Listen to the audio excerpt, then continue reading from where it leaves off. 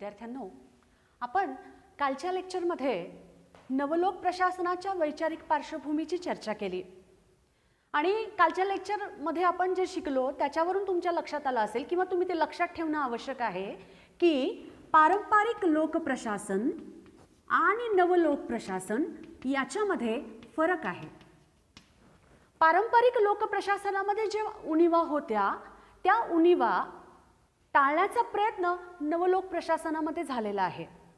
कारण दुसऱ्या महायुद्धानंतर अमेरिकेसारख्या प्रगत देशाला अनेक नवीन समस्यांना सामोरं जावं लागत होतं आणि त्या समस्यांवर उत्तर शोधण्यामध्ये प्रशासनाला कुठेतरी अपयश आलेलं होतं आणि म्हणून मग प्रशासकीय विचारवंतांना याची गरज वाटू लागली की आपण प्रशासनामध्ये ज्या उणिवा किंवा दोष आहेत त्या शोधण्यासाठी संशोधन करणं आवश्यक आहे आणि मग त्याच्यातूनच हळूहळू नवलोक प्रशासनासारखा विषय जन्माला आला। आज आपण या ठिकाणी या नवलोक प्रशासनाला आणखी समजून घेण्यासाठी त्याच्या वैशिष्ट्यांची चर्चा करणार आहोत। पहिलं जे वैशिष्ट्य आहे ते म्हणजे सार्वजनिक हितसंवर्धन। सार्वजनिक हितसंवर्धन म्हणजे सामूहिक हिताचा विचार केला जाणं। सामूहिक हिताचा विचार केला जाणं म्हणजे काय की समाजामध्ये शेवटच्या घटकापर्यंतच्या व्यक्तीला सार्वजनिक धोरणाचा लाभ मिळायला हवा, ज्याचा विचार पारंपरिक लोकप्रशासनामध्ये केला जात नव्हता। लोकप्रशासनाचे जे फायदे असायचे किंवा प्रशासनाच्या धोरणाचे जे फायदे असायचे ते फक्त अभिजन वर्गाला मिळत होते। अभिजन वर्ग म्हणजे समाजातला सत्ता, श्रीमंती किंवा संपत्ती असलेला वर्ग जो की मुठभर असायचा। म्हणून नवलोक प्रशासनवादी काय आग्रह धरतात की प्रशासनानं सामूहिक हित डोळ्यासमोर ठेवून समाजाच्या कल्याणासाठी विविध प्रकारची धोरणं स्वीकारणं आवश्यक आहे आणि नुसती ती धोरणं ठरवायची नाहीये, तर धोरणांची निर्मिती आणि धोरणांची अंमलबजावणी या दोन्ही गोष्टी महत्त्वाच्या आहेत। दुसरा मुद्दा आपल्याला काय सांगतो की प्रतिसादात्मक प्रशासन। नवलोक प्रशासनाच्या माध्यमातून प्रतिसादात्मक प्रशासनाची संकल्पना समोर आलेली आहे। याचा अर्थ काय आहे की समजा जनतेच्या समस्या असतील किंवा त्यांच्या जर काही अडचणी असतील तर त्या अडचणी समजावून घेऊन तात्काळ त्या समस्या दूर करण्याचा प्रयत्न केला पाहिजे, म्हणजे समाजाला प्रतिसाद दिला पाहिजे, ज्याचा विचार जुन्या काळामध्ये कधीही होत नव्हता। शासनानं कायदे करायचे आणि जनतेनं त्याची अंमलबजावणी करायची एवढाच विचार होत होता, परंतु समाजाच्या अडचणी काय आहेत, त्यांच्या अपेक्षा काय आहेत याचा विचार प्रशासनाच्या चौकटीमध्ये कुठेही केला जात नव्हता। त्यामुळे समाजाचा किंवा जनतेचा अपेक्षित असा प्रतिसाद मिळू शकत नव्हता आणि म्हणून नवलोक प्रशासनामध्ये प्रतिसादाला फार महत्त्व दिलेलं आहे। पहा, कुठलंही काम जे की लोकांशी समाजाशी निगडित आहे ते टाळाटाळ करण्याची वृत्ती सोडायला हवी, त्यांना तात्काळ प्रतिसाद द्यायला हवा। याच्यामुळे होईल काय बघा, समाज आणि शासन यांना जोडणारा दुवा म्हणजे प्रशासन असतो। प्रशासकीय अधिकारी, प्रशासकीय कर्मचारी किंवा वेगवेगळ्या प्रकारची खाती दुवा म्हणून काम करत असतात, पूल असतात। मग जर समजा जनतेच्या समस्यांना किंवा त्यांच्या अपेक्षांना तात्काळ जर प्रतिसाद दिला, त्यांना काय हवं असेल त्या गोष्टी तात्काळ जर मिळवून दिल्या तर आपोआपच शासनाबद्दल सकारात्मक विचार ते करतील आणि म्हणून मग प्रशासनाचा चेहरा हा प्रतिसादात्मक असायला हवा असा विचार नवलोक प्रशासनवादी करतात। तिसरा जो मुद्दा आहे तो म्हणजे ग्राहकभिमुखता। ग्राहकभिमुखता म्हणजे जनता ही ग्राहक आहे आणि तिला ग्राहक समजून विविध प्रकारच्या सेवा तिला पुरवायला हव्यात आणि त्याही कशा गुणवत्तापूर्वक पुरवायला हव्यात। तिला ज्या सेवांची गरज आहे त्या सेवा तिला वेळेमध्ये मिळायला हव्यात। आता अमेरिकेसारखा देश तर प्रगत आहे, प्रचंड आहे, तिथल्या लोकांचं उत्पन्न सुद्धा चांगल्यापैकी आहे आणि मग तिथल्या समाजाच्या जर काही डिमांड असेल, काही मागणी असेल तर तिला ती सेवा पुरवणं आवश्यक आहे, कारण त्या सेवेचा मोबदला हव्या त्या प्रमाणामध्ये द्यायला ती आवश्यक आहे। विकसित देशामध्ये हे शक्य आहे की ग्राहक जनतेला मानायचं आणि तिला सेवा पुरवायच्या, हे शक्य आहे। हे कुठे अशक्य आहे? गरीब देशामध्ये, मागासलेल्या देशामध्ये किंवा विकसनशील देशामध्ये सुद्धा अडचणी आहेत, परंतु प्रगत देशामध्ये नवलोक प्रशासनवादी असा आग्रह आणि ग्राहक समजून त्यांना संतुष्ट करण्यासाठी त्यांना ज्या सेवा अपेक्षित आहेत त्या सेवा तेव्हा प्रोव्हाइड करण्यावर तुम्ही भर द्या. इथपर्यंत तुम्हाला समजलंय का? पहिला मुद्दा काय होता? सार्वजनिक हितसंवर्धन. दुसरा प्रतिसादात्मक प्रशासन. तिसरा मुद्दा काय होता? ग्राहकाभिमुखता. आणि जागतिकीकरणाच्या काळामध्ये तर ग्राहकाला दैवत मानलं जातं. त्या ग्राहकाला खुश ठेवण्यासाठी, त्याला समाधान देण्यासाठी विविध प्रकारच्या सेवा देणाऱ्या कंपन्यांमध्ये प्रचंड स्पर्धा आहे, हे आपण बघतोय, अनुभवतोय. आणि तोच विचार इथे केलेला आहे. पुढचा जो मुद्दा आहे, जो महत्त्वाचा वाटतो मला, तो म्हणजे संरचनात्मक बदल. प्रशासनामध्ये संरचनात्मक बदल करणं नवलोक प्रशासनामध्ये अपेक्षित आहे. म्हणजे प्रशासनाची जी रचना आहे, प्रशासनाचे जे वेगवेगळे विभाग किंवा त्यांची कामकाजाची पद्धती जी आहे किंवा त्यांचे जे नियम आहेत ते कसे हवेत? फ्लेक्झिबल हवेत. त्याच्यामध्ये बदलत्या परिस्थितीनुसार बदल करणं जर आवश्यक असेल तर ते तात्काळ केले पाहिजेत. जैसे थे स्वरूपाची प्रशासकीय रचना नको. जर प्रशासकीय संरचनेमध्ये बदलत्या परिस्थितीनुसार बदल केला गेला नाही तर त्याची अवस्था एका डबक्यासारखी होते. ते प्रवाही असायला हवं.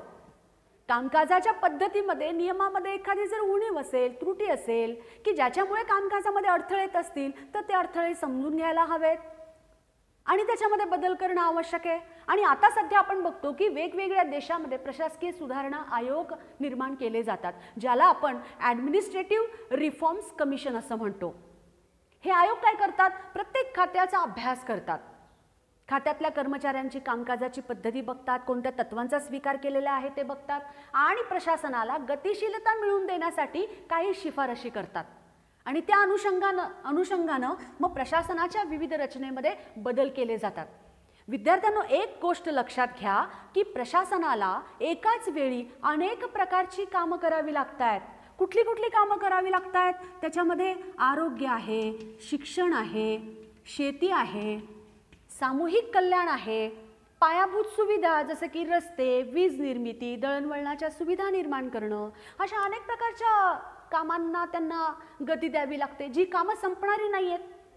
आणि कल्याणकारी राज्यामध्ये तर शासनावर आणि प्रशासनावर ती जबाबदारी जास्त मोठ्या प्रमाणामध्ये येऊन पडते, कारण जनता ही पाल्य आहे आणि शासन हे पालक आहे. या अनुषंगानं मग बरोबर जिथे आवश्यक आहे तिथे गतिमानता असणं फार आवश्यक आहे. ग्लोबलायझेशनमुळे आपण बघतो की देशासमोर अनेक नवीन प्रकारच्या समस्या, आव्हानं निर्माण झालेली आहेत. जर तुमच्या समाजाला गतिशीलता तुम्ही मिळवून दिली नाही तर प्रत्येक क्षेत्रामध्ये तुमच्या देशाची पिछेहाट होऊ शकते. कारण सगळीकडे काय आहे? ओपन स्पर्धा आहे. आणि म्हणून मग त्याला फेस करण्यासाठी, आपल्या समाजाला सक्षम बनवण्यासाठी संरचनात्मक बदल आवश्यक आहेत. इथपर्यंत समजलं असेल. पुढे जाऊया आपण. त्याच्यानंतर पुढचा जो मुद्दा आहे तो म्हणजे बहुआयामी स्वरूप, ज्याला आंतरविद्याशाखीय स्वरूप असं पण तुम्ही म्हणू शकता. आधुनिक समाजशास्त्रामध्ये इंटरडिसिप्लिनरी अप्रोच हा खूप महत्त्वाचा मानला जातो. मग तेच बहुआयामी स्वरूप प्रशासनाला देण्याचा प्रयत्न नवलोक प्रशासनामध्ये झालाय. म्हणजे काय की प्रशासनाचं कामकाज करत असताना किंवा प्रशासनाच्या विविध खात्यांची रचना करत असताना वेगवेगळ्या विद्याशाखांचं महत्त्व घेतलं जावं. प्रशासनाचं धोरण ठरवत असताना किंवा त्याची रचना निर्माण करत असताना राजकीय बाजू लक्षात घेतली पाहिजे. म्हणजे त्या देशाची शासन व्यवस्था ज्या प्रकारची असेल त्या प्रकारचं प्रशासन असणार आहे. उदाहरणार्थ समजा चीनमध्ये जे साम्यवादी राजवट आहे, तिथे एका पक्षाची हुकुमशाही आहे, तर तिथल्या प्रशासनाला सुद्धा फ्लेक्झिबिलिटी येऊ शकणार नाहीये. ते पूर्णपणे शासनाच्या हातात असणार आहे. भारतासारख्या लोकशाही प्रधान देशामध्ये प्रशासनाला काही नियम दिलेले आहेत आणि राज्यघटनेच्या तत्वानुसार त्या प्रशासनाची रचना निर्माण केली आहे. नियम सोडून, कायदा सोडून कोणताही खातं, कोणतंही डिपार्टमेंट काही करू शकणार नाहीये. म्हणून पहिल्यांदा राजकीय बाजू लक्षात घेणं आवश्यक आहे. दुसरा जो मुद्दा आहे तो म्हणजे समाज. तुमचा समाज ज्या प्रकारचा आहे ती सामाजिक बाजू लक्षात घ्यायला हवी. समाजाच्या अपेक्षा, त्यांच्या अडचणी, त्यांची मानसिकता काय आहे? तो समाज प्रगत आहे की अप्रगत आहे, का विकासाच्या वाटेवर आहे? आपल्या स्वतःच्या विकासाच्या बाबतीत तो समाज किती जागरूक आहे या गोष्टीचा विचार करायला पाहिजे. म्हणून मग ही सामाजिक शास्त्राचा आधार घेणं आवश्यक आहे. राजकीय बाजू अभ्यासायची असेल तर राज्यशास्त्राचा विचार करणं आवश्यक आहे. आणि तुम्हाला माहिती आहे की लोकप्रशासन आणि राज्यशास्त्र हे दोन्ही शास्त्र एकमेकांशी कनेक्टेड आहे. त्याच पद्धतीनं आर्थिक बाजू खूप महत्त्वाची आहे. आपण म्हणतो की नाही की सगळेही सोंग आणता येतात परंतु पैशाचं सोंग आणता येत नाही आहे. मग ही आर्थिक बाजू लक्षात घेत असताना त्या देशाची आर्थिक व्यवस्था कशी आहे किंवा आर्थिक स्थिती नेमकी कशी आहे, कोणकोणत्या प्रकारच्या आर्थिक धोरणांचा लाभ तिने घेतलेला आहे. आता तुम्ही बघा, भारतानं जेव्हा स्वातंत्र्य मिळालं तेव्हा संमिश्र अर्थव्यवस्था स्वीकारलेली होती आणि आपण समाजवादी धोरण स्वीकारलेलं होतं. अमेरिकेसारखा जो देश आहे तो भांडवलशाही विचारांचा पुरस्कार करतो आर्थिक क्षेत्रामध्ये. चीनसारखा जो देश आहे तो साम्यवादी विचारांचा पुरस्कार करतो.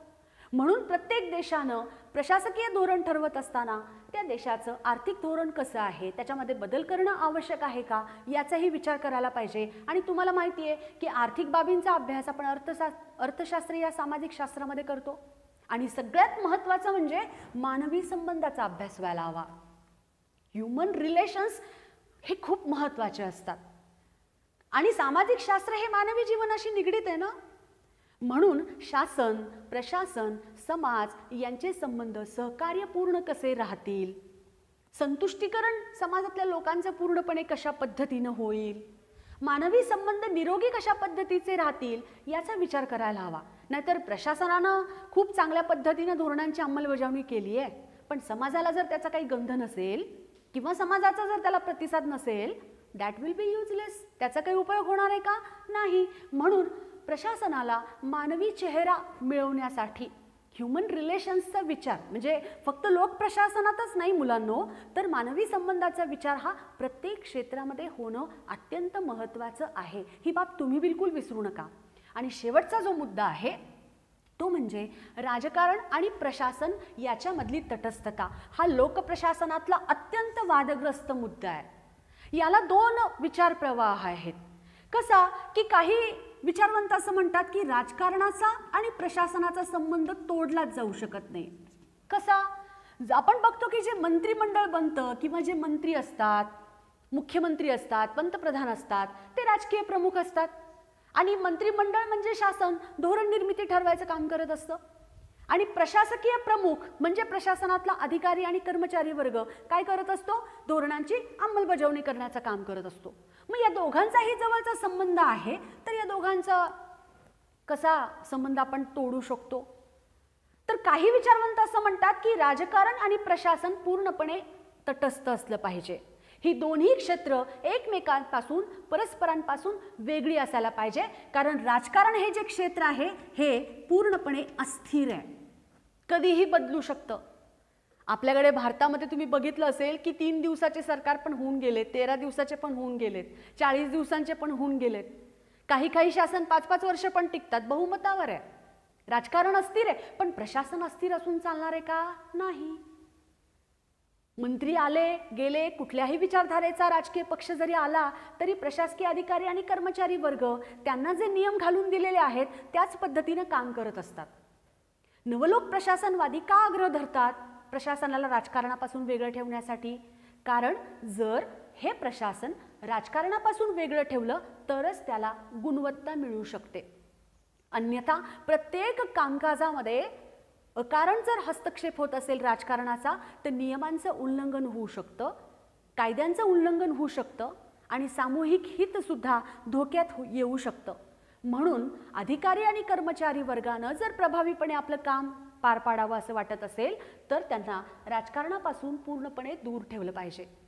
मुलांनो, आज आपण या ठिकाणी प्रशासनाच्या या मुख्य वैशिष्ट्यांचा अभ्यास केला आणि मला विश्वास आहे की तुम्हाला या वैशिष्ट्यांवरून नवलोक प्रशासन म्हणजे नेमकं काय हे लक्षात आलं असेल. आज आपण इथेच थांबूया. उद्याच्या लेक्चरमध्ये आपण पुढचा पॉइंट बघूया. धन्यवाद.